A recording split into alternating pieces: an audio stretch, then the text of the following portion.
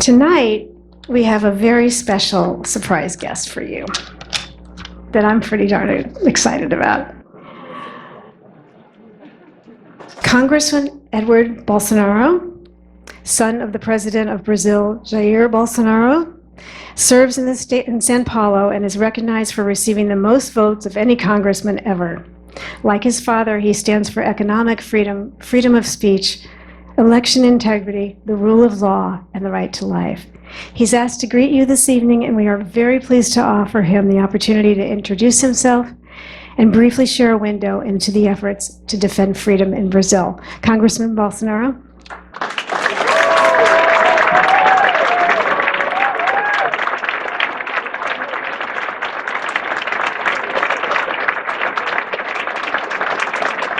I know that you all came here tonight to listen Dr.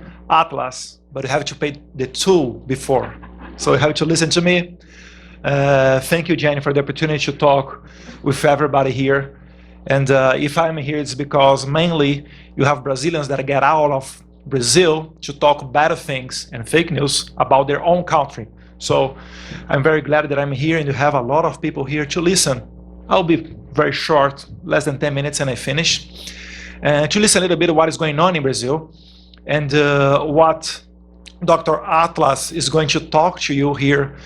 For sure, as he's no Portuguese, he can talk a lot about what is going on in Brazil and how do the mainstream media and some other people talk bad things and lies about my father, President Bolsonaro. But this is other issue. What is happening in Brazil is a great movement. My father got elected in 2018 without spending not even $1 million during his campaign.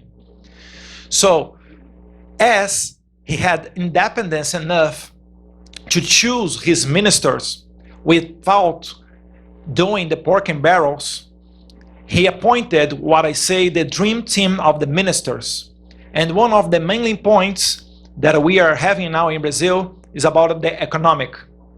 Brazil, for the over 30 years, the last 30 years, we had presidents that are or socialists or social democrats or communists or whatever, but the kind of people that think that the big state is a good thing, that we have to control everything. For example, Lula da Silva, the former president of Brazil, he's saying now, and he very probably he will run for president this year in October. He's saying that we have to regulate the press, and also he said a phrase that I would like to read to you, because other way you would never believe in that. Oh, it's in my. Imagine if President Bolsonaro, or if you want to do a comparison, imagine if President Trump would say it.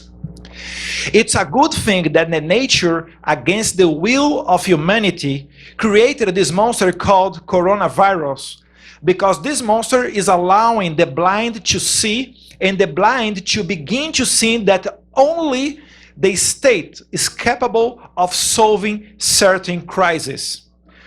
Coronavirus, only the state can solve this. Can you imagine that? This is the risk that we are having now in Brazil, but thanks God, more and more time, President Bolsonaro is receiving the support of the people. And I'll prove it to you. You don't have to believe in me. You have to believe in your eyes. If possible, to show the video of the people on the streets in September of last year in Brazil. It was the biggest manifestation ever in the history of Brazil. And the Time magazine told it was tens of thousands of people. So like in the maximum, tens of thousands in the maximum is what? 99,000? You're going to see that, please. This was in São Paulo. You have at least a couple of millions of people there.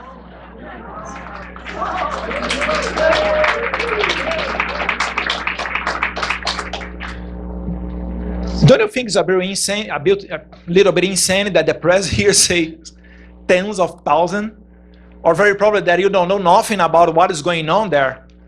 I mean, we are half of South America, you talk about territory or population. So You are not alone. And sometimes we ask, what can I do for my country? All of these people, they are helping me to come here and tell you what is going on in my country. So everybody can do something, not only politicians. For example, I think Dr. Atlas is much more useful being a doctor than a senator, because look to his background, look what he is doing. So what you need is have courage enough and do not lay down, do not let them censorship you. Sometimes we say, oh, I'm only posting on the internet, this is very little. No, it's not. Indeed, it's not. That's why they are trying to censorship you. Huh? Because the truth is on our side. Other day I got blocked on Twitter. Please raise your hand if you ever got blocked in Twitter or had a post deleted on Instagram. Please raise your hand. Thank you, you are helping. And I honestly, it was Facebook, sorry, the last one was Facebook, but I have a bunch of blocks. Other day I posted a Dr. Corey in the Senate of the United States talking good things about ivermectin, and I got a 7-day suspension on YouTube. I said, man, it's a doctor talking about something with a group of doctors with a nice background. So isn't it the crazy times that we are living? And I posted, when I got deleted my post on Facebook, I asked on the older social media, say, hey, Facebook, can you please at least let me know what I'm doing wrong? Because maybe we can do mistakes. And I want to be better, but they don't even let you know what you are talking wrong. And that's why, going to the end, the Taliban Foreign Affairs, I don't know if did you see that, when a journalist asked the new Taliban Foreign Affairs Minister about censorship, and he answered, censorship? Go ask for the big techs, Silicon Valley. Go ask to them what is censorship about. And in the end of the day, that's true. What is the difference? Sometimes we see a lot, oh, this is something from China. China is censorship and China is trying to control. No, you are trying to control. And you are like censorshiping people. And going to the end here, going back to the economy, sorry. I wasn't supposed to talk about that much about the pandemic. But we are really doing a great job. We are 3 years without any corruption scandal in the federal government. What in Brazil is a great thing. It explains a lot why people go to the street to support the president. And we are fighting a long-term fight. So my main message here is like, you are not alone. Thank you very much to listen to this young congressman. Sorry about my English. And in this long-term way, you do not get upset, because I don't know anyone that always have victories. Sometimes we are going to lose some battles. This is normal. On October in Brazil, we have other battle. That is the elections. But until there, we can do a lot of things. My father didn't ask me to come here abroad of Brazil to talk about the situation of Brazil. I'm doing that by my own. So I just think what you can do for your country and get out from your chair and do that. To finish, I would like to show you one more video showing the support of President. Because someone went to my father. My father, he likes motorcycle. Huh? You have a lot of people that like motorcycle here. Huh? And a guy asked him, hey, President, don't you like to go around with us in motorcycles on the weekend? And my father said, yes, why not? And then they start to go around. This was the first ride in Brasilia. And then every time that President Bolsonaro go to other states, usually someone invite him to go around in motorcycles. So the president's the first line, the number one, and then all the supporters coming behind on him. So you have Brasilia, Rio, you have this one in São Paulo. This is the president that the poll says will lose for everybody in the second round.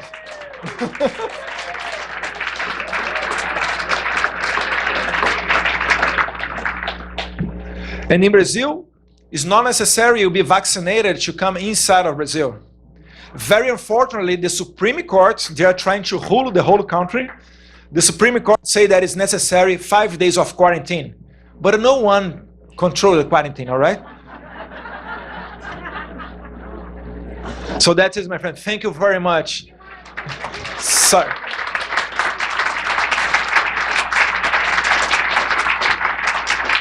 Oh, the stab in the end. All right. In the end of this video, let me 20 seconds maybe.